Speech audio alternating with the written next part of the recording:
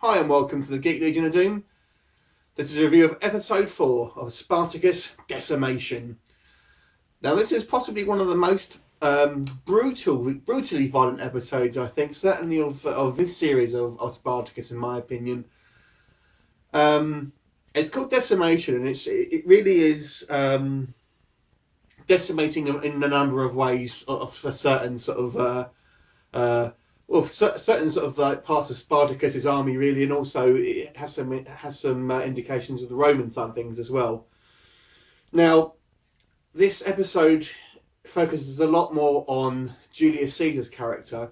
Now, I was never a massive fan of the way his character has been portrayed in this show, and I'm still probably not, but I kind of maybe liked him a little bit more in this one.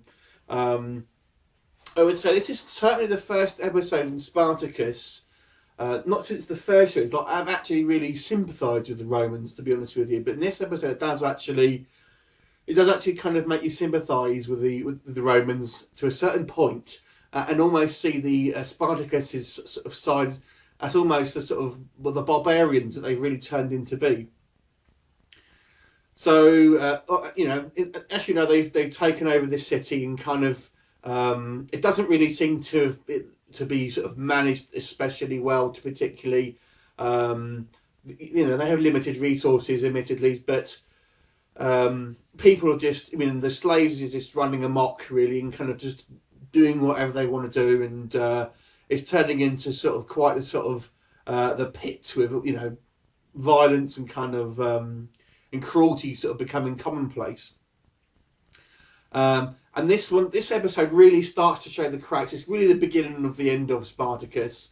And this is partly, at least, due to the fact that Caesar infiltrates their camp. He's dressed as a slave, and he sort of infiltrates the camp with some other Romans who are dressed up as a slave. But the ruse is that the Romans are discovered, apart from Caesar, who then aids Spartacus in killing them. Now I have to wonder, the other Romans that were actually sort of coming into the camp, surely they came in with Caesar.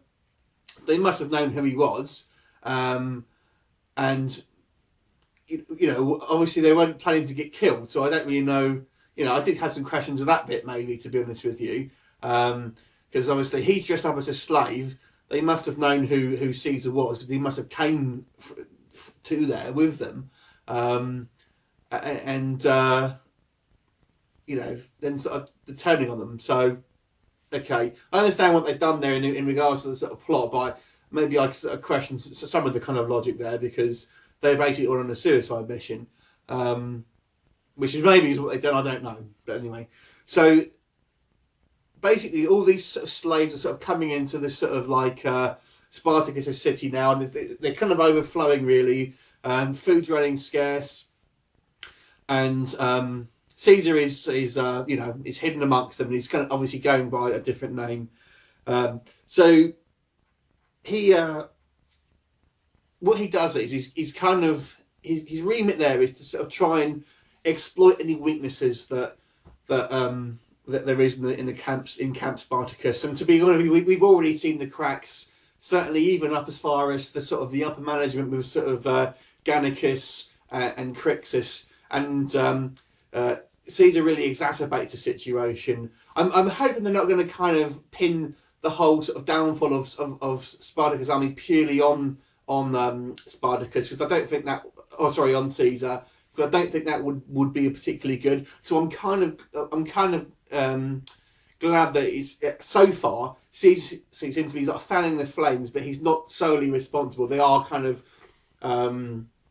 they've gone down this path themselves, and ultimately what the main crux of the argument is that most of Spartacus's men feel that they should just kill the Romans, the Romans that are sort of being held prisoner there, because they're kind of eating the food that's available and sort of like using the resources, with only really sort of Spartacus and Gannicus, and I assume maybe some other complete loyal ones, but they're the faceless of masses. But the majority of the crowd seems to be against Spartacus in this particular one, and he's almost, you know, so certainly some of these sort of like lesser known slaves maybe see Spartacus as quite aloof, essentially.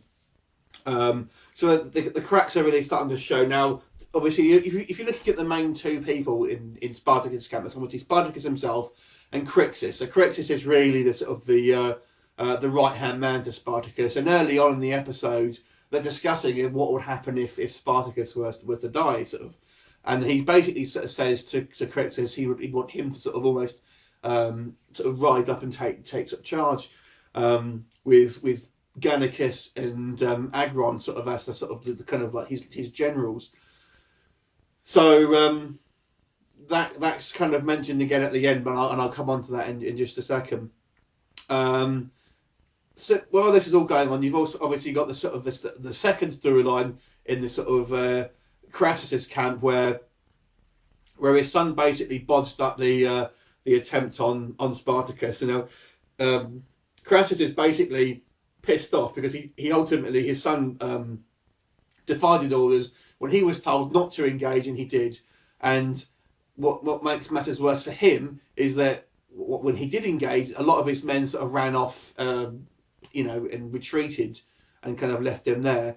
And the concern is obviously that they don't fear the sort of the rule of the generals. Basically, they fear Spartacus more. So Crassus kind of wants to sort of set an example. There's a I think he says 50 of the guard that ran basically have to sort of almost choose a token out of a bag, and five people who choose a white token rather than the black one, they can't see when they put a hand in like a sack, have to sort of essentially end up what's called decimation, which basically means the other 45 of these Roman soldiers have to beat them to death with these clubs. And that's what being decimated is in Roman terms, apparently. So now, initially, Gaius he kind of excuses his son, but towards the end of the episode, he actually sort of ropes his son into the same thing. He puts him in there as well. Luckily for him, he doesn't pick up a white stone, which means you kind of you're one of the 5 that gets beaten to death, but his kind of right man hand does. So that's what the decimation in regards to the Romans concerned. But the decimation, what else gets decimated here is really 2 other things. Now, what happens is that, as I say, you've got Caesar exacerbating the situation and sort of like really sort of fanning the flames of a feud between the sort of the inner workings of Spartacus's crowd, and ultimately he's helpful in kind of turning Crixus and a lot of the other Romans against the sort of Roman captors, and they end up decimating the ranks of the surviving Romans and killing them.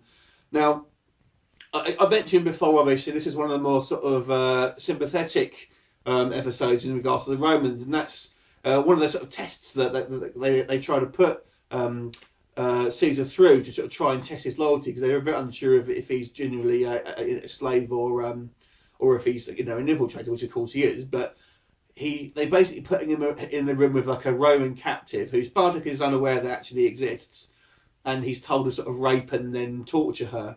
Now this slave actually pleads with Caesar to kill her, which he does, but he's kind of, you know, he's kind of horrified of obviously what's happening here, and it, you know, obviously now the Spartacus men have turned into the exact things that they hated to begin with, and with the you know, and yeah, that's Spartacus's point why he should keep the Romans alive, but no one else can really see that. But he is now, because of this, because he's standing by his principles, he is splitting the camp in half with really Crixus being the sort of the head of the other camp. Now in historical there was a feud between the 2 of them, so you know, I'm not sure the ins and outs of it, you know, how historically accurate that was in this show, but there was a feud with the 2 of them towards the end of the rebel sort of uprising. So I'm guessing this is at least how it's going to be presented in this show.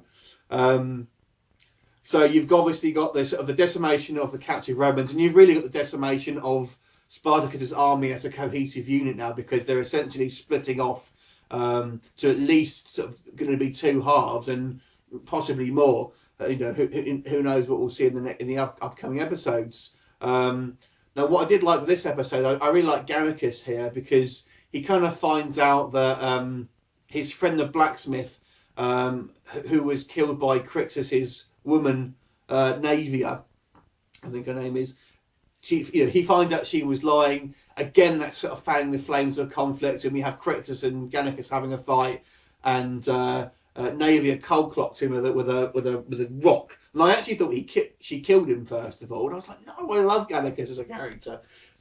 He doesn't, and you also see a bit more of Saxa, who is Gannicus's sort of woman, I suppose, and she has a little bit more to do, and I quite like her character as well. And it appears she's staying loyal to sort of Gannicus and Spartacus, and you know, she proves herself to be quite a match for sort of a lot of the sort of the male slaves, which was quite good. But again, she's taken out. I'm not 100% sure if she survived or not, to be honest with you.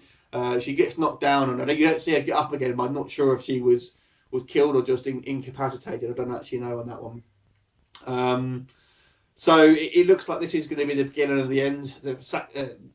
You know, the sort of like the dice have been cast now for unfortunately the demise of Spartacus, and it looks like his troops are sort of like going to have some sort of mutiny. You've still got Caesar in there, sort of going to cause trouble. I mean, I'm not sure how much damage he could physically do against all of them, but he's certainly very, very quickly as well. I mean, he may be a little bit quick. If you were, you know, if you try and put yourself in as one of the slaves, you may think he's kind of inserted himself very, very quickly and become quite vocal about what they should and shouldn't do. And you think, hang on, this guy was only brought in here yesterday, and he's already sort of like fanning the crowds and stuff like that. So maybe I have a little bit of a problem with how quickly he sort of like riled everyone up, and no one seems to have really noticed yet. And I still really don't like the way he's kind of portrayed as this sort of like rock and roll swaggery type character. I thought, you know, it did a bit to humanise him, and you also find out what he was doing, what the slave was doing to it looked like it was cutting his penis in a couple of episodes, and a comment actually asking, what did I think that he was doing? And I was like, I have no idea. But now we know it was actually, they were carving a brand into him. So the plan all along was for him to infiltrate Spartacus' men. And, you know, Spartacus, to be fair, Spartacus doesn't actually have a lot to do in this episode himself, to be honest with you. He still stands by his morals that the remainder of the Romans should be, you know, not harmed. But he doesn't actually do a hell of a lot. He's kind of really dealing with the sort of pirates and the sort of supply issues, which, to be quite honest with you, is not all that interesting. I'm guessing they're going to have a bigger part in it in a few episodes' time or so. But for now, Spartacus is doing more of a bureaucrat's role, to be honest with you, rather than a lot else. And it's really sort of down to sort of Crixus and Gannicus, who are the sort of like the really having sway on the actual politics of what's happening within the actual community itself until right at the end.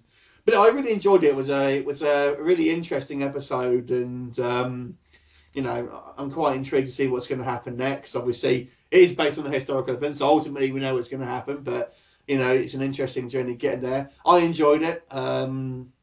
You know, I'm looking forward to seeing what's going to happen in the next 3 episodes. I'm kind of sad that obviously this is going to be the last season. I mean, they maybe could have expanded it, but who knows? There's talk of a Caesar spin-off, but I don't know how interested I'll be with that, to be quite honest. Anyway, I'll give this episode an 8 out of 10. I enjoyed it. I think it was a decent episode.